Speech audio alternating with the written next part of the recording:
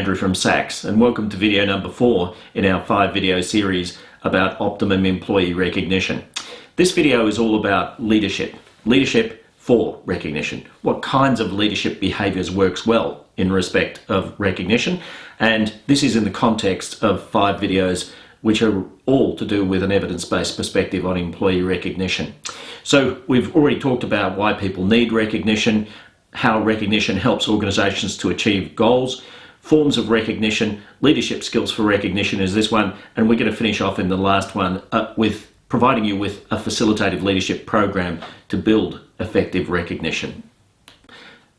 So a core concept of this video is that we'll be dealing with the topic of engagement, and we're saying that good recognition is a way of increasing levels of engagement. Now, engagement can be demonstrated to be a very positive thing for both employees and employers, and it has 3 characteristics. When people are highly engaged, they are vigorous and energetic, they are dedicated and committed to what they do, and they get very immersed in their work, and this is a kind of a flow state. It's called absorption in the research literature onto this topic.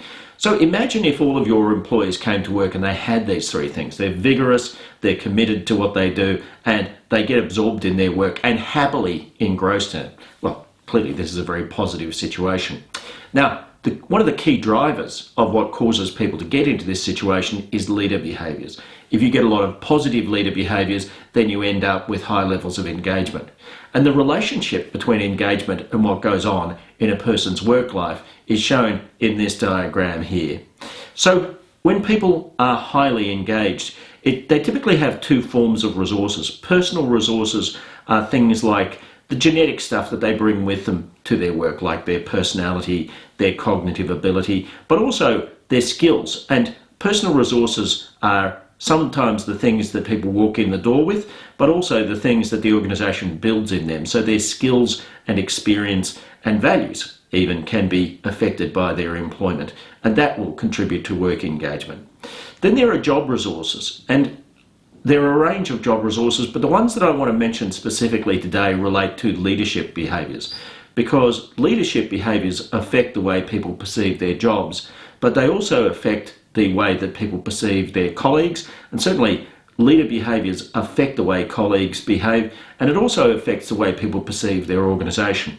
So when people have good personal resources, in terms of the right type of people to be highly engaged, and then they're led well, that tends to cause them to be highly engaged at work. Now, we know that there's a business case for work engagement.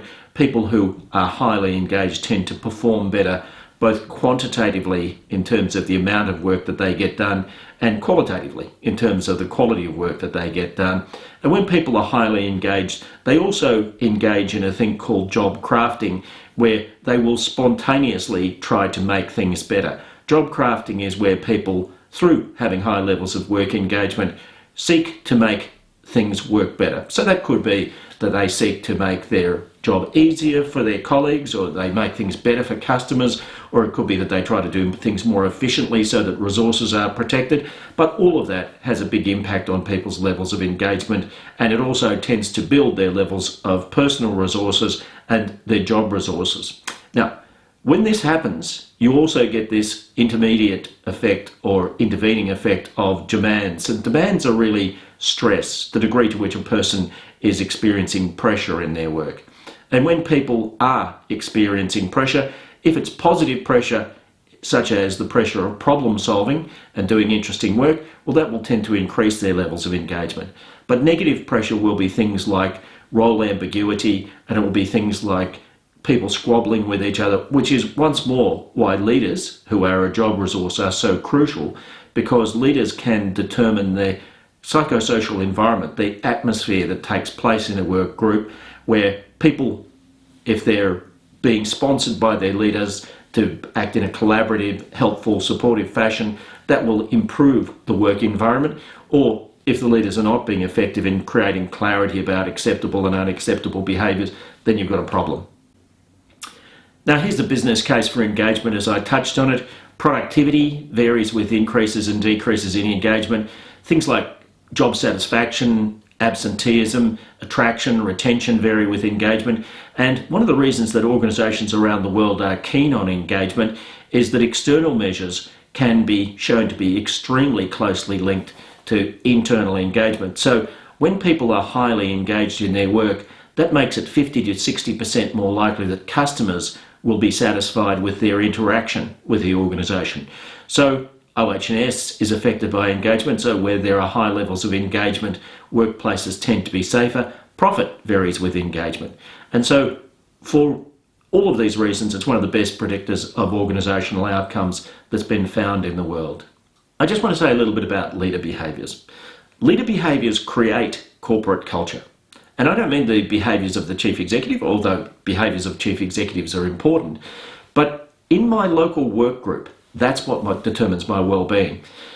Corporate culture is not about philosophy. It's not about values. It's not about goals. It's about behaviours. Now, philosophies and values and goals and all of those sorts of things can help to improve behaviours, but irrespective of whatever my colleagues have in their minds, it's how they behave towards me that affects my well-being. Recognition is a behaviour set, and there are behaviours that work well. So here's a piece of research that describes what leader behaviours are and how they can be reviewed in terms of an evidence-based perspective on this. So this is from a study. We measured the levels of engagement of 2,700 people across a range of different organisations in Australia and New Zealand. And we also measured a bunch of leader behaviours. Now, the leader behaviours that we've left with, these 10, are leader behaviours that were shown to be extremely powerful from a statistical point of view. So significant leader behaviours statistically, but they're also very important in creating a corporate culture, helping people to learn. So helping people to learn is proved to be a really key driver of levels of well-being and engagement in staff. And what that suggests is that if you're going to have a recognition program, why not have recognition for when people learn something new? Why not have recognition for when people have shown that they are good learners? Learning is a really powerful driver of engagement and well-being, and that provides an opportunity to build it into your recognition program. Supportiveness. Recognition is of its very nature supportive, of course, but how about recognising behaviours where people are supportive of their colleagues? This will again help to build a psychosocially sound, well-being orientated workplace, but one which is also orientated towards achievement. Fostering teamwork, where leaders are causing people to work together. Leaders can operate with their staff in a range of different styles. They can be individualistic. Mary, please do this. Jane, please do this. John, please do this. Or they can be group orientated. Mary, Jane and John, could you work together to solve this problem? That's what fostering teamwork is about. Then we have empowering people. Now you'll see this little summary diagram here is in effect a mathematical evaluation of the four most powerful leader behaviours. And you see that empowering people comes at the top. What this says is that the single most powerful thing that leaders can do to increase levels of engagement is to empower people, particularly at a group level. So Mary, Bill, Jane, here's our problem. Please come up with a solution for that. I will back you. That's what facilitative leadership is all about, and that's what empowerment is all about. So I'm going to suggest in the final video a method of developing recognition programs. If you take all of the weight of responsibility on yourself to recognise people, that's nowhere near as powerful as empowering staff to come up with their own recognition. That's what will cause people to be highly engaged in your recognition program. Then you have creating clarity about performance standards and effective management of underperformance. And so that's more in the area of redirection of behaviours than recognition of behaviours, but still very important. And then you have creating clarity about appropriate behaviours and effective management of behaviours. So good leaders are able to create clarity about what performance standards need to be reached, but then of course also what kinds of behaviours are necessary in the workplace. So that's the what of the job and the how of the job, as I mentioned earlier. And then two final really important ones, celebrating success. And that's one of the reasons why recognition works well from a psychological point of view, because it is of its very nature a celebration of success. And finally, optimism and positivity. And you'll see that that's the second most powerful leader behaviour.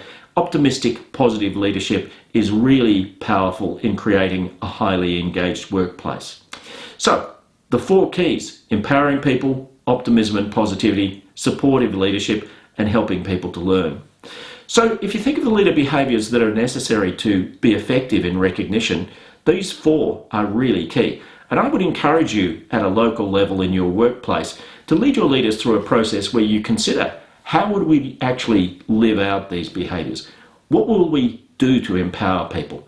How will we demonstrate our optimism and positivity? How will we be supportive of people? And how will we encourage people to learn? And out of all of that, you can develop a very simple but a very effective leadership development program, homegrown if you like. But these are the key behaviours for recognition. Finally, in this video, just want to talk a little bit about where well-being comes from. You know, Mark Griffin originally came up with this idea that employees live in 4 worlds, and Cotton and Hart pursued it in 2011. But the idea of the 4 worlds that employees live in is the world of the job, the team, the leader, and the organisation. And what research has shown is that the proximal means close to me, distal means far away from me, the proximal is far more powerful than the distal. So an organisation is in effect a concept. For most people it's an idea. I work for this company. I report to the chief executive. Sometimes I don't even meet the chief executive in a big organisation. It's an idea, whereas the job that I do, the team that I belong to, the colleagues that I sit next to every day, the leader who leads me day by day, that's really proximal. So 80% of people's well-being comes from that local team. And that's why local recognition schemes can be very powerful. So have your corporate well-being schemes and recognition schemes if you want. Certainly I'm not advocating against that. But unless you create an environment where recognition takes place from my colleagues, from my local leader, you are giving away 80% of the possibility, 80% of the goodness that you might get out of a recognition program. And I think that's a really important learning.